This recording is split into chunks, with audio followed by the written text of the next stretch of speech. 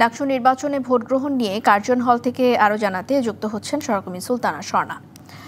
স্বর্ণা, বেশ খানিকক্ষণ সময় চলে গেছে, তো ভোটের গতি কেমন দেখছেন? সবকিছু মিলে একটু জানতে চাই আপনার কাছে।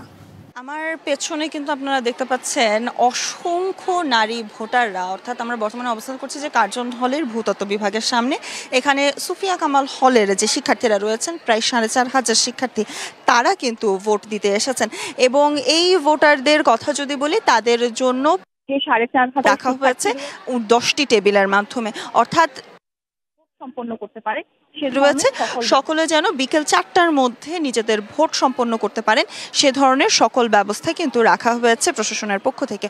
এবং আমরা কিন্তু কিছুক্ষণ আগে যে শিক্ষার্থীরা ভোট দিতে এসেছেন তাদের সাথে কথা বলছিলাম, তারা আমাদেরকে জানিয়েছেন যে স্বতঃস্ফূর্তভাবে আসলে সকলে ভোট দিতে এসেছেন এবং সকাল থেকে তারা অপেক্ষা করছেন।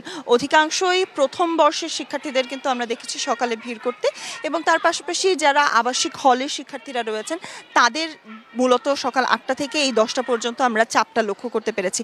10টার পর থেকে হয়তোবা অনাবাসিক যে শিক্ষার্থীরা রয়েছেন তারা ভিড় করবেন, এমনটা কিন্তু প্রশাসনের পক্ষ থেকে আশা করা হচ্ছে।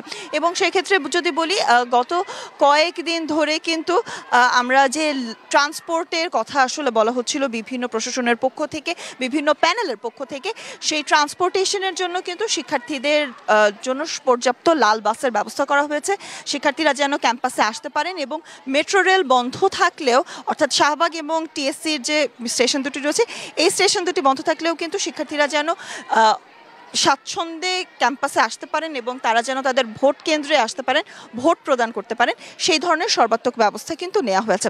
তবে একটি জিনিস আসলে জানিয়ে রাখতে চাই, রিদওয়ানা, আপনিও বলছিলেন যে ছাত্রদলের বিরুদ্ধে কিন্তু যে অভিযোগটি আনা হচ্ছে যাবে না বলে জানানো হয়েছিল, এবং ভেতরে কিন্তু কোনো ধরনের প্রচারণা করা যাবে না বলে জানানো হয়েছিল, এবং তার পাশাপাশি কিন্তু বলা হয়েছিল যে কোনো ধরনের লিফলেট বিতরণ করা যাবে না।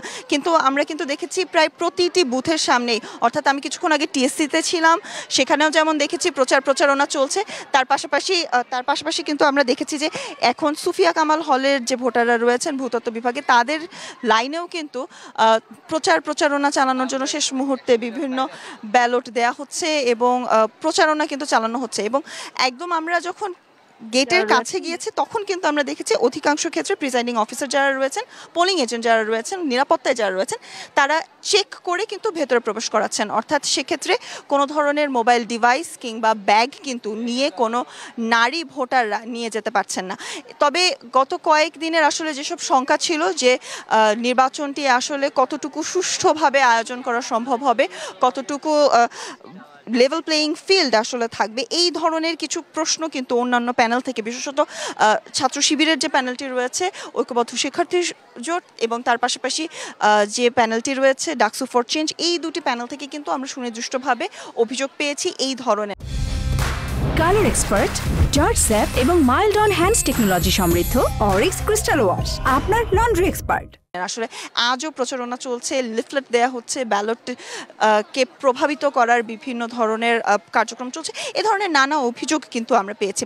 তবে তার সাথে আসলে জানিয়ে রাখতে চাই, কিছুক্ষণ আগে আমাদের বিভিন্ন হল কিন্তু ঘুরে দেখছেন যে ভিপি প্রার্থীরা রয়েছেন, যে জিএস প্রার্থীরা রয়েছেন, অর্থাৎ কিছুক্ষণ আগে আমাদের সাথে কথা হয়েছে ছাত্র দলের যিনি ভিপি প্রার্থী রয়েছেন আব্দুল ইসলাম খান, এবং তার পাশাপাশি জিএস যিনি প্রার্থী রয়েছেন শেখ তানভীর বারী হামিম, উভয়ই কিন্তু একটি সুষ্ঠু নির্বাচন আয়োজন করা সম্ভব হবে এমনটা কিন্তু তারা আশা করেছেন।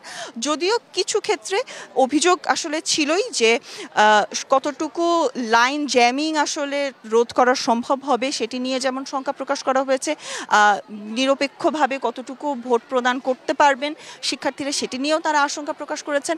তবে তানভীর বারী হামিমের সাথে যখন কথা হয়েছে তখন কিন্তু বলেছেন যে এখন পর্যন্ত যে পরিস্থিতি রয়েছে তাতে তিনি সুনির্দিষ্টভাবে কিন্তু বলেছেন যে এখন পর্যন্ত যে অবস্থান রয়েছে সেইভাবে যদি ভোট গ্রহণ চলতে থাকে তাহলে বিকেল 4টার মধ্যে ভোট দেওয়া সম্ভব হবে। এবং আমরা যে শিক্ষার্থীদের সাথে কথা বলেছি যারা এরই মধ্যে ভোট প্রদান করেছে তাদের কথা যদি আসলে বলি, অনেকের ক্ষেত্রে আমরা গত কয়েকদিন ধরে কিন্তু জল্পনা কল্পনা চলছিল যে 8 থেকে 10 মিনিট একজন শিক্ষার্থীর সর্বোচ্চ সময় লাগতে পারে 41টি কেন্দ্রীয় সংসদের ভোট এবং যে হলের ভোট রয়েছে, হল সংসদের যে 18টি ভোট রয়েছে সেই 18টি ভোট মিলে। তবে সেই ক্ষেত্রে অর্থাৎ 41টি মোট ভোট দিতে 8 থেকে 10 মিনিট সময় লাগতে পারে। তবে যে শিক্ষার্থীরা ভোট দিয়ে বেরোচ্ছেন অধিকাংশই কিন্তু বলছেন যে 5 থেকে 6 মিনিট সর্বোচ্চ সময়ের মধ্যে ভোট প্রদান করা সম্ভব হয়েছে।